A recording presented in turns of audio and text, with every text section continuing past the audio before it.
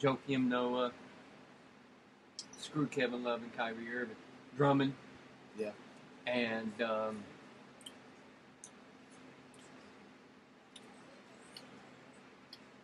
I'm going to have to put one on it. No, I ain't. Gasol. Interesting. All right. I put 3 Bulls on the team before I put 3 Cavs on the team. And the division that me you know so well, the Southeast Division. Oh, that one. That division. That one. This is a team. This is the division that was definitely ran by Miami the last 4 years. Let's say that, and they're still looking to definitely take control of this division. Don't get it twisted. Don't let it get you twisted. So I mean, Miami won 54 games. You got Washington, Charlotte. Washington is definitely coming in experienced here. But Charlotte is going to be a scary team. Charlotte. The Charlotte Hornets. The Hornets. The Hornets, not the Bobcats. The Hornets. The Atlanta Hawks and the Orlando Magic. So, give me your forecast for this division here and what you see. Even though this team is totally different now, we're not going to say that name because we already spoke of it earlier. 3-way race for winning this division between Washington, Miami, and Charlotte. And I expect all 3 of them to make the playoffs. Yeah. I would expect all 3 of those teams to make the playoffs. But this is going to be your most competitive. Where talent-wise, the other division's more talented, this is going to be the most competitive. These are going to be where your teams are going to get set off. I still see Miami winning it because I see Chris Bosh transforming back into old Chris Bosh. And you got to think, we still haven't seen him play with McRoberts. Right. We haven't seen him on the floor yet for Miami, so we don't know what he's going to be able to bring. Danny Granger has been, as the preseason went along, he progressed very nicely. Started draining his jumper again, everything. Dwayne Wade has added a 3-point shot. All of a sudden, he transformed into how Michael did back when he started getting older. He started shooting 3. But now Dwayne is burying 3. Like, he's taking them and burying them. Lou Aldain's going to provide that defensive touch that they need. Again, Udonis Haslam's still there. Our point guard situation, still got Chalmers and Cole, and then you got Napier coming off the bench, who's been providing a spark during the preseason. Played well. Then you got Ennis. Ennis is that little nugget, that little hidden jewel coming off the bench. He's definitely going to be one of those guys that'll when he comes off, he's definitely a spark coming off the bench. And then you got the Hornets. I mean, talk about the Hornets. Let me go to the Wizards first. Okay. Then you got the Wizards who have to play a little without probably, I consider him their best player. Some consider him their second best player in Bradley Beal. Mm-hmm. I predicted him to be an all-star this year easily. Yeah. But now that he's hurt and everything, he's going to be out for a while. So now they're going to have to rely on Paul Pierce to come and fill in that spot while he's out. Yeah. Especially his scoring and everything else that they need. But the Wizards, they need to just roll that tide until Bill comes back. And they got Paul Pierce, which is a good way to roll the tide because you got that veteran guy coming off the bench, even though I hate him. With passion, him and his patchy beard. I kind of looked at yours and it reminded me.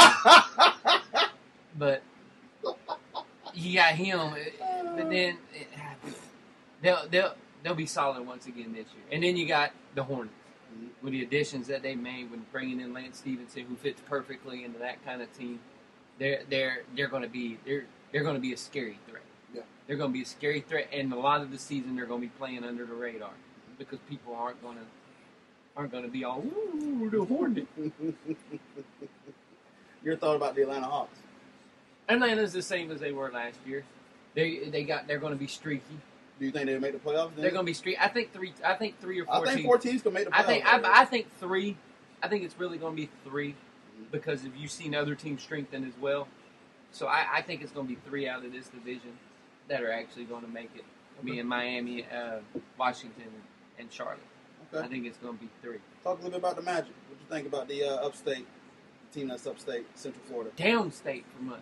Downstate from It's us. downstate. Downstate from us. A little upstate from But I where was my team referring is. by your But team. it's down. Everything's downstate from us, whether you know it or not. If you don't know where Jacksonville is, we're at the tippy top. Everything else is downstate from us. But they got a nice young nucleus. I said it a bit. I said before the season started, me and Johnny were actually talking about it while we were on the way to the Jaguar game. They needed to lock up Vucevic and everything, which they did, which was good for them. Now they just need to go and look at, I think Harris is the other guy they need to look for. So they need to go ahead and try to lock him up as well. Get them in there, get that young nucleus in. The rookies, you already know how I feel about the rookies. Josh Gordon, I don't care. The other one, as I call him, the hair. The hair. He's the guy I'm looking at to have a pretty good year for the Magic as well. Be in contention for Rookie of the Year. Yes. So they're a nice young team. They're still a year or two away from kicking in and making it where we can think that they're going to have it and they're going to be in contention for a playoff spot. Okay. Awesome. Now give me. So you think Heat win this division? Yes. Right. Okay. Give me your top 5 out of this division as far as players. Bosh, Wade, Bill, Wall, and Gortat. Gortat. Nice. I love Gortat. I wish What he would have about, came down. Al Jefferson. Al Jefferson don't get no I respect. can't throw them all in there. I can't throw everybody on the team. He's my sixth man. Okay. But I like Gortat a lot. I Big like Al? Gortat. Okay. I like Gortat a lot. Okay. Jefferson, very good big man. But I just like Gortat a lot. Okay. All right, man. Well, you heard here from Kevin's Corner. Now do I got to pick the playoff team too? Oh, yeah. You want to go ahead and do that before we do that? Now, pick your playoff teams. Go ahead and give me your top 8 here. Okay. And let's see who you got. Number 1 seed, Chicago.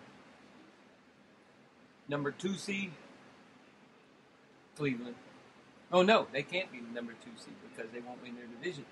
So they'll be down. But they do it by the records, though, now. So, Do they do it by the record? Yeah, they do now? the top division, and then whoever get the records out, that's it. Poop them. So Cleveland will be 2. Mhm.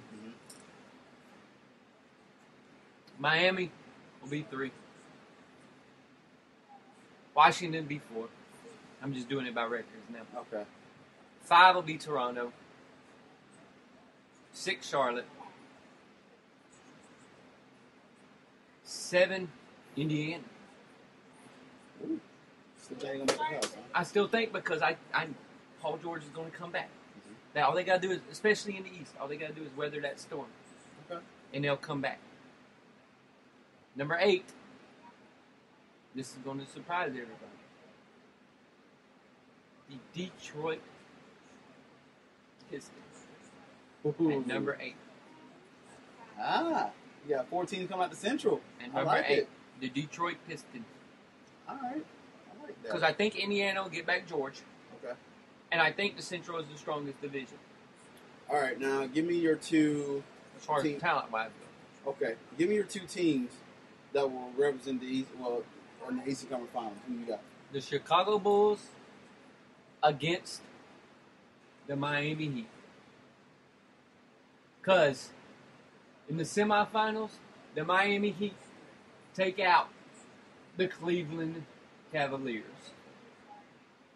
to go to the Eastern Conference Finals. Here it is first. Sweet victory over the Cleveland Cavaliers. And you want to know why? All because of defense. Miami will play good defense, and that's what they'll hang their hat on. Cleveland will not play a lick of defense. They'll try to be a Western Conference team in the Eastern Conference, and that's what's going to hinder them. Interesting. So it'll be Chicago and Miami, with Chicago making it to the NBA Finals. All right. So Chicago, you got playing San Antonio, right? Yeah. That's who you pick in the West. NBA Finals. You got Chicago, and you got San Antonio. Give me your winner and what game total. Your back-to-back champs. Finally, they win them back-to-back. San Antonio Spurs, and they'll do it in 6 games. Spurs do it in 6, and you expect them to. Do you expect anything if this does happen? Tim Duncan, does he? And then they go. They do the Bye-bye. Princess Wave. One of them, though. One I just think one of them, though. Okay. All right. And Leonard don't get his extension. Make him obviously available. Okay. Like a ugly chick at prom. He'll be available. Nice. Oh, all right. Well, that is Kevin's Corner. I know he's going to take his kid out and get some candy. Candy? I know Austin probably be around the corner and we said candy. So, but all right, that's Kevin there, and you'll hear the rest of us feedback from there. So stay tuned. It's the Boston Report Podcast. If they don't agree with me, they can kiss my ass. All right. Ladies and gentlemen, that was Kevin's Corner. As you hear him make his pick, and he was dissecting the Eastern Conference. So now it's my turn. But I'm going to go in a little bit more depth than he did because of the time that he was running on. So I'm going to go ahead and start with the Boston Celtics. We're going to start with the Atlantic Division and go down from there. Boston Celtics, they added Evan Turner, and they lost Jared Bayless. It's a different team. They're still they're in the midst of their rebuilding after getting rid of course, KG, not there anymore, Paul Pierce. And Ray Allen, of course, he's not there. A few years ago, he's been with Miami. So this team is still trying to get over from that championship pedigree that they have had in the past. And they're going to start from scratch. So this team, their starting lineup pretty much looking like this, which is projected to be Ray John Rondo, Avery Bradley, Jeff Green, Jared Sullinger, and Kelly Olynyk. Ray John Rondo is actually out with an injury. Slipped in the shower and broke his wrist. You know, the jokes that y'all been hearing and talking about. It's been 4 days before camp even started. So he is still healing that. So this now put a spotlight on the sixth choice draft pick in Marcus Smart, who is projected to be even the future because, as we know, Rondo's future is still kind of dim in Boston. So this is pretty much Marcus Smart starting off here, so we get to see what the rookie is going to showcase and see what he has. We know what he did with Oklahoma State, you know, on the ball, great defender, pretty much a hound on the defensive side of the ball, can create his own shot, real physical guy, still a little suspect with the jump shot, is a work in progress.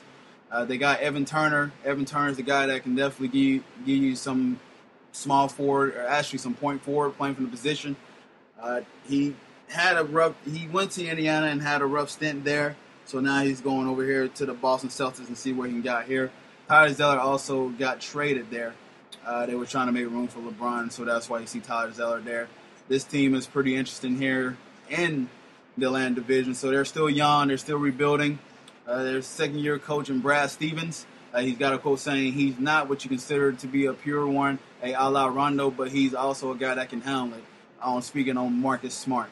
So this is pretty much him stepping into the spotlight, him to showcase himself. This is what people are saying this drive is pretty deep as well. They also got James Young with the 17th pick. Then Marcus Thornton also is playing with this team. And of course, Avery Bradley signed a contract back to this team. I don't really agree with that, but you know, this is what they're going to do with him. He signed a 4-year deal for $32 million. So this is where they're trying to move, and we'll see if Ray John Rondo is going to be one of those targets that's going to be traded pretty much near the trade deadline and see if there's anything going there. There was Love that was rumored to come here. Love was walking around Boston with Ray John Rondo, so there was a lot of rumors swirling around that maybe Love would join Rondo. Rondo, honestly, I feel like he can end up in New York, but that's just me speculating, so don't sit here and actually take my comments to heart. So that team we'll see where they go at. Next team is going to be the Brooklyn Nets. Brooklyn Nets, key additions, really nobody. They did lose Sean Livingston, and they also did lose Paul Pierce. Paul Pierce was actually waived. And so Paul Pierce and Sean Livingston is no longer in this team. They didn't add anybody. As far as Brooklyn starting lineup pretty much look as it was the same last year without Paul Pierce. They added Deron Williams, the point guard. Allen Anderson is projected to be a starter at the two position. Joe Johnson is running the small forward position. Kevin Garnett is going to run the floor. And Brook Lopez is actually healthy to play to start the season. And so it'll be interesting to see where they go with this. Their rotation seems like Jared Jack, Mason Plumlee, Mirza Teletovic, a guy who come off the bench and can hit from anywhere on the floor. So that guys get hot real quick. Mason Plumlee was the guy who actually got invited to the FIBA World Cup for the USA team and became a gold medalist. Guys, he seemed like a guy that does a little bit of everything that doesn't show up on the stat sheet. That makes him more valuable. Of course,